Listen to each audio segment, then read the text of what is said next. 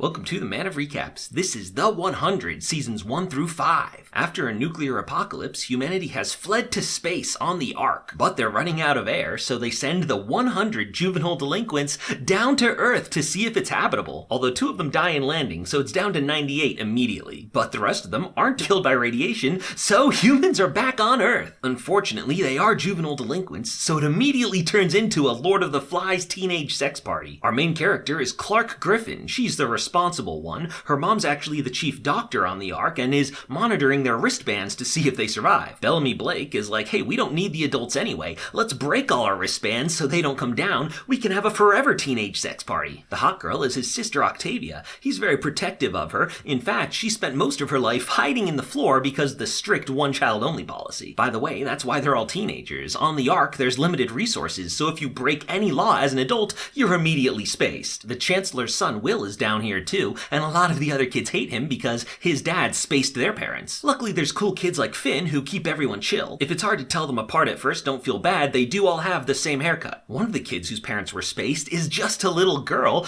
but she goes ahead and kills Will. Oh, little girl! They all assume it's John Murphy because he's been talking about killing Will nonstop. They start to hang him when the little girl confesses at the last minute. It's like, okay, we're not gonna hang a little girl, but Murphy doesn't think that's fair. The little girl ends up feeling bad and jumping off a cliff, and Bellamy's pissed, so he exiles Murphy. Banished. Now up on the Ark, they're still running out of air. Marcus Kane thinks they need to kill about 300 people, but Clark's mom Abby Griffin is not okay with that. She gets Raven Reyes, a super smart, super hot engineer. She sends her down on a landing pod to help get communications back up. Raven makes it to Earth, and turns out Finn is her boyfriend. It's awkward timing because Finn and Clark hooked up like literally last night. Unfortunately, her new comm system is broken because Bellamy got there first and threw it in the river.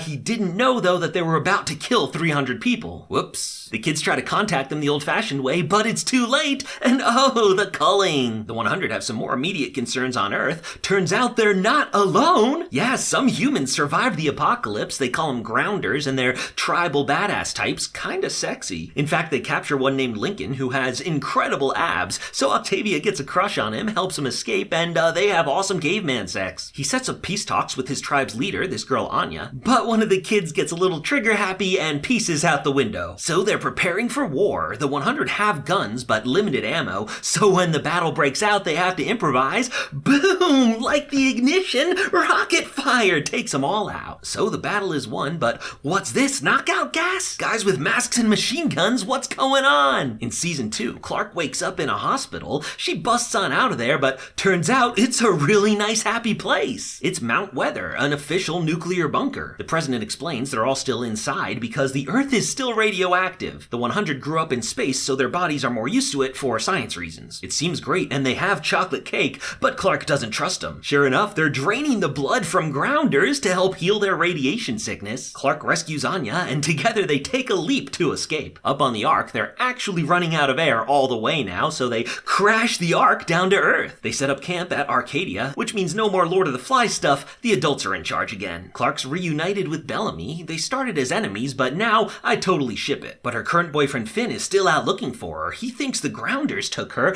and when one jumps the fence, oh, he shoots one, and one turns into 2, and 2 turns into the whole village. Kane goes to make peace with the grounders, but who should he find there except Counselor Jaha? Jaha stayed behind to go down with the ship, but changed his mind, pulled a crazy stunt, and rode a nuclear missile down to Earth, which mostly worked. Anyway, the top grounder commander is another young girl, Lexa. She's like, hey, I'm down for peace, but your guy massacred a whole village, and we have a saying here, blood must have blood. So they're gonna kill them all, but Clark goes to talk to her like, hey, Mount Weather has both our people, we need to ally against them. Lexa's like, alright, I'm down, but Finn still has to be executed, death by 1,000 cuts. Clark rushes over there and kisses him goodbye, and also gives him a merciful death by 1 cut. Dang, Clark, hardcore. Things are getting worse in Mount Weather. The president's son took over, and because he wants them to be unradioactive, he starts harvesting the 100's bone marrow. They can't attack yet because Mount Weather has a poison fog defense system, so they sneak Bellamy in with the help of Jasper's new Mount Weather girlfriend. Turns out there's a bigger problem though. Mount Weather's about to launch a missile at them. Clark wants to evacuate, but Lex is like, hey, if we do, they'll know we have an inside man. So boom, Clark lets the missile strike happen. Hardcore Clark. Lexa thinks that's sexy and kisses Clark, and Clark's into it. Alright. Anyway, Bellamy disables the poison flog, and Grounder and Sky People march together. Weather, but Lexa made a deal with Mount Weather to release all the grounders. Sorry, Clark, your people weren't part of the deal, and the grounders all peace out. So the Sky Crew is on their own. Octavia made friends with this grounder woman Indra, who teaches her to fight. She sucks now, but you just wait a few seasons. They get to the control room, but the new president won't stop. The only way for Clark to save her people is to open the vents and let in all the radioactive air. Oh, all the Mount Weather people going down, which includes a bunch of civilians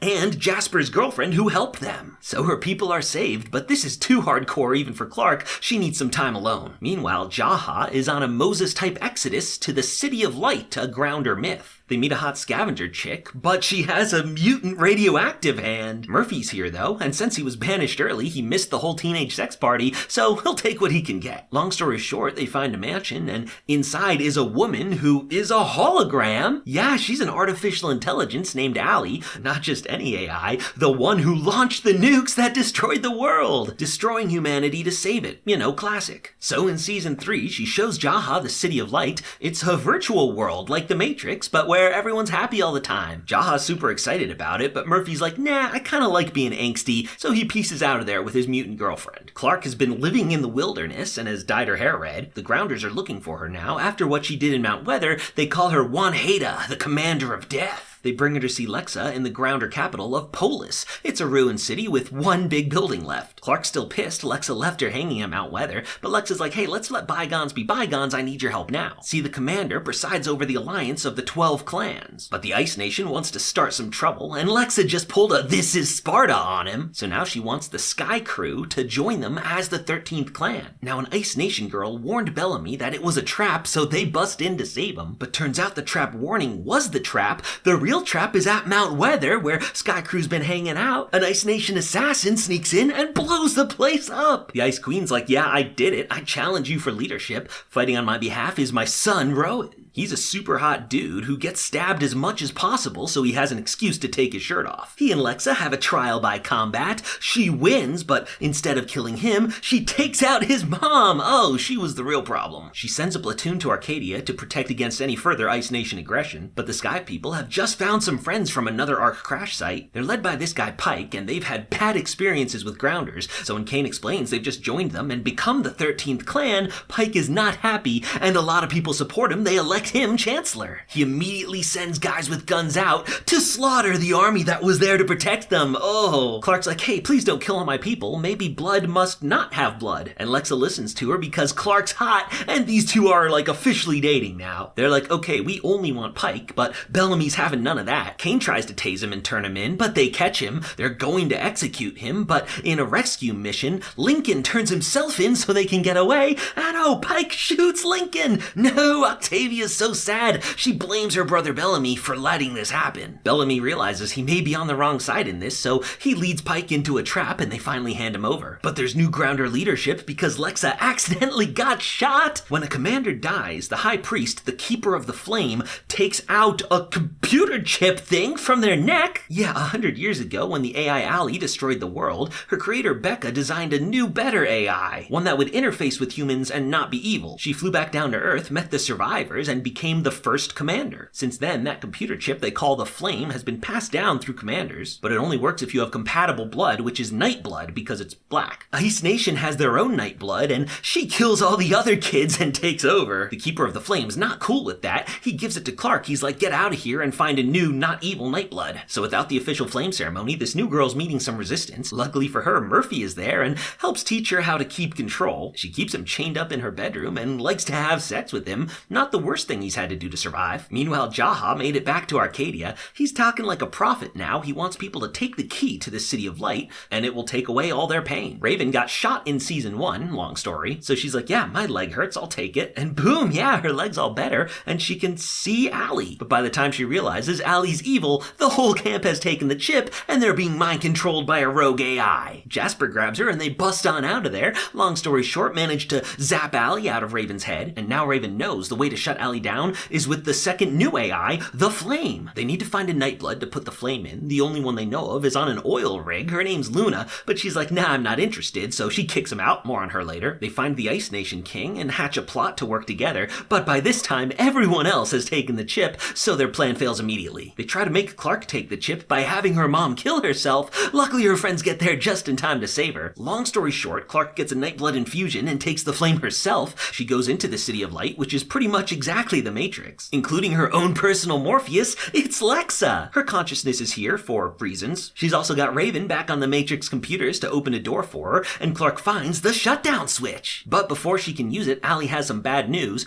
All the nuclear reactors around the world are just melting down. There's gonna be a second nuclear apocalypse in like 6 months. The City of Light is the only way to save humanity by storing their minds digitally. Clark's like, nah, I'll take my chances, and boom, pulls the kill switch. Allie defeated. In the big fight that was happening, everyone's suddenly unmind controlled and can also suddenly feel pain again. Bellamy's like, good job, Clark, you saved the day again, and she's like, not really. So now it's season 4. This Ice Nation chick, Echo, decides to just take command, and her plan is to kill all of Sky Crew as punishment for Allie. Luckily, the king wakes up and his shirt's off again. Clark explains that a new nuclear apocalypse is coming, and he's like, yeah, I'm not gonna kill you, do everything you can to stop that. Octavia works to keep him in power, assassinating anyone that wants to challenge him. Yeah, like I told you, Octavia is a badass fighter now. They call her Skyripper, death from the sky. By the way, Kane and Clark's mom are in love now, even though they spent the whole series as rivals. It was really not that long ago he was whipping her in the town square. Also, Monty and Harper started hooking up. I haven't mentioned either of them at all yet, but they've been around since the beginning. In fact, it's Monty who has the bright idea to use the crashed Ark as a safe bunker. When the Ice King hears about this, he's gonna go take it. They chase down Octavia before she can warn them. Octavia and Echo have a one-on-one fight, but Octavia's stabbed and she falls off the cliff into the river, and then her horse comes. It's an exact reenactment of the scene from Lord of the Rings. Anyway, she gets there just in time to warn them, and Clark has to go talk some sense into this guy again. They agree they'll split the Ark 50-50. Unfortunately, a grounder got inside that hates technology because Allie made him kill his family, so he decides to burn the whole thing down. Oh no, that's not saving anyone. Luckily, a new plan emerges when some irradiated grounders show up, including the Nightblood Luna. They all die, but Luna survives, probably because of her Nightblood. They go to the lab where Jaha first found Allie and come up with a way to synthesize Nightblood for everyone. Of course, they won't know if it works until they test it. Long story short, attempt 1 fails horribly, but for test number 2, Clark's gonna try it on herself. Her mom, though, is not okay with that, destroys the machine, so there's no way to know if it'll work until it's too late. So their next best plan is Jaha's, who found an old newspaper article about a doomsday cult who might have a bunker. Turns out it's in the Grounder Holy Temple, and Jaha finds the key that opens it. It looks like the cult never got a chance to use it, but it is a fully functional doomsday bunker. Only question now is how to decide who gets in. The Grounders all agree to do the only rational thing, have a Hunger Games! Unfortunately, Luna shows up, and since her whole clan was wiped out, she fights for no one! The human race doesn't deserve to survive! So it's a battle royale. Ice King and Skyripper make a temporary alliance to take down Luna, cause she is a really good fighter. She ends up killing the Ice King, but Octavia gets her! Yeah! And Octavia con Sky Crew is the champion. But she's like, I don't fight for Sky Crew. Now we are all one crew. Everyone shares the bunker. Unfortunately, Sky Crew already took it. They did not trust her to win, so they were like, let's just sneak in and lock the door. Bellamy's not okay with that. His sister's still up there. Clark almost stops him, but she's not gonna shoot Bellamy. So now they have to share. Each clan gets to pick 100 people. To be fair, they'll do a random lottery, but that fails after about 3 seconds. So Kane and Jaha gas their own people and pick the 100 that survive from a list Clark wrote up just in case. Clark and Bellamy aren't actually there though. They left on a mission to save Raven. They're way too late to get back to the bunker, but they have a new plan. Go into space! Yeah, they got a rocket ship here. Murphy and his mutant girlfriend are with them. So is Echo, the Ice Nation girl. She was their enemy, but she saved them on the way here, so that gets a spot. Jasper, sadly, is not with them. He's been on a real nihilist kick ever since his Mount Weather girlfriend died, so now he stays behind to throw an end-of-the-world party for all the people that are just sick of fighting. It's super sad for his best friend Monty, but Monty and his girlfriend Harper are coming on the rocket too. So yeah, with 5 years in space, maybe Clark and Bellamy will finally get together, except the communication communications tower's broken.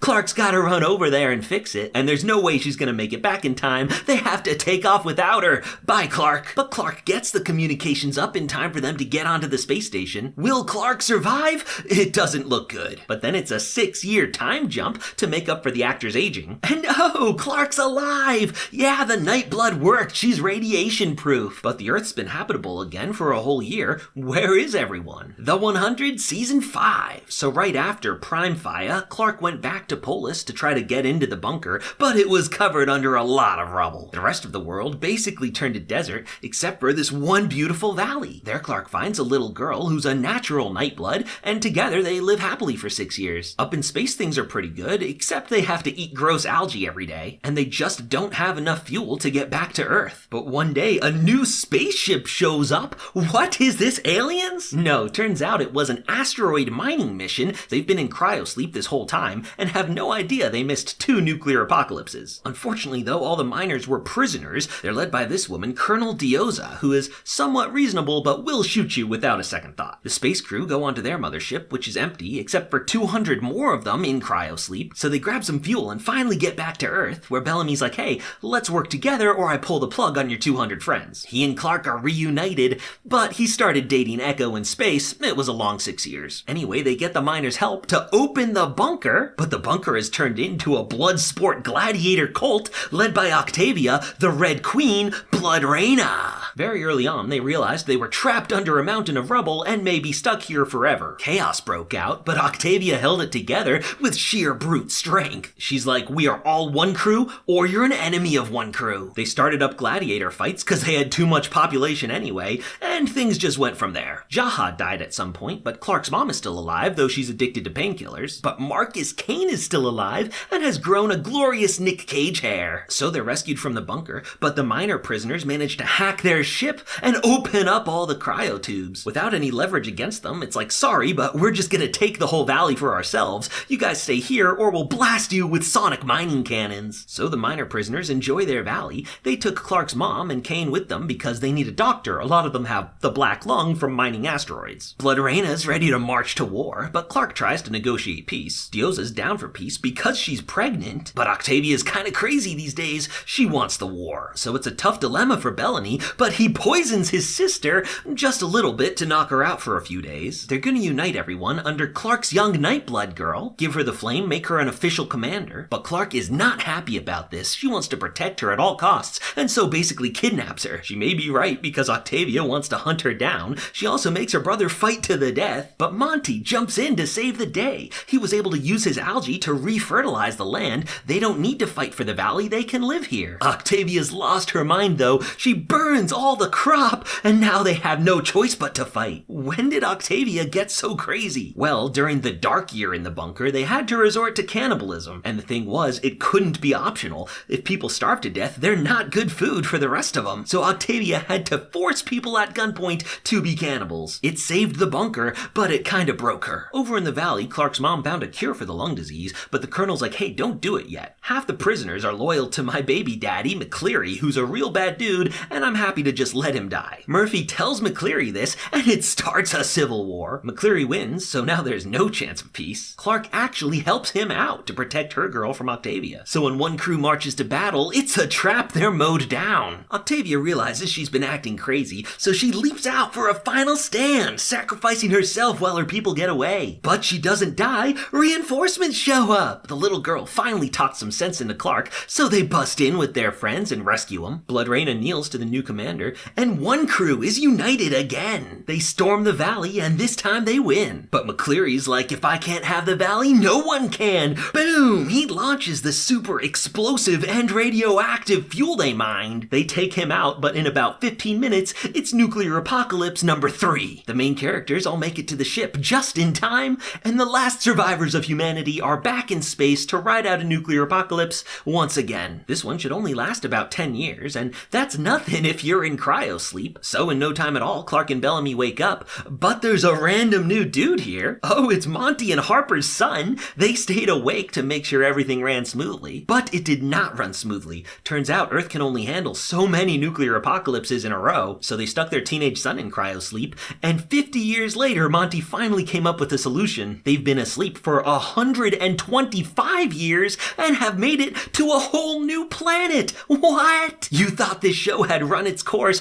but it's just getting started, so get ready for new alien adventure in Season 6.